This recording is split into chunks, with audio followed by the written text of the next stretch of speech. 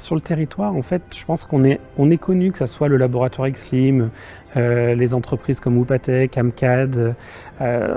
ou Système. On a une reconnaissance, mais je pense qu'aujourd'hui, les gens ne viennent pas forcément visiter, ne voient pas forcément la cohérence du collectif qu'on peut avoir. Et on voulait absolument que les gens puissent venir ici, prendre le temps de voir les activités, les thématiques sur lesquelles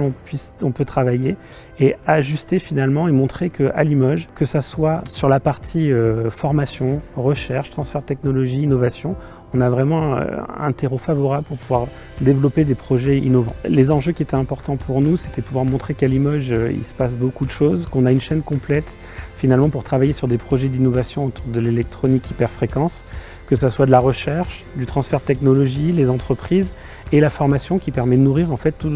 les entreprises qui pourraient venir s'installer sur le territoire à proximité de nous. Donc c'était important pour Système d'être le premier sponsor officiel de l'événement RF Connect Limoges. Alors l'organisation d'événements de ce type est pour nous fondamentale parce que on est très interconnecté au niveau européen avec les acteurs européens et de plus en plus on a besoin d'une dimension plutôt locale et nationale. Ça permet de créer des liens avec le tissu de PME et de l'écosystème,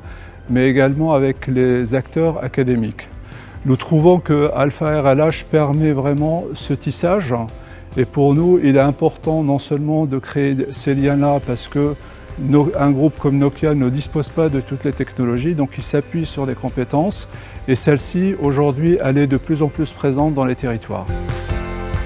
Aujourd'hui, on peut considérer que c'est une signature. Ça m'a d'ailleurs été rapporté par des gens qui étaient présents, qui m'ont dit à Limoges, vous avez une signature sur ces hyperfréquences. C'est pas nous, Limoges Métropole, qui l'avons créé, c'est l'université, XLIM, les labos qui travaillent sur ces sujets, et c'est eux qui ont porté la photonique et les hyperfréquences à des niveaux de notoriété nationale, européenne, voire internationale. Nous avons porté un projet qui est la construction d'un bâtiment spécifique aux hyperfréquences, dont l'ouverture est planifiée à la fin de 2026 et qui va mettre en lien tous les acteurs sur un même site. Et je pense que c'est un événement qu'il faudra réorganiser parce que justement c'est une signature qui sera propre à notre territoire sur ce sujet précis de la photonique et des hyperfréquences.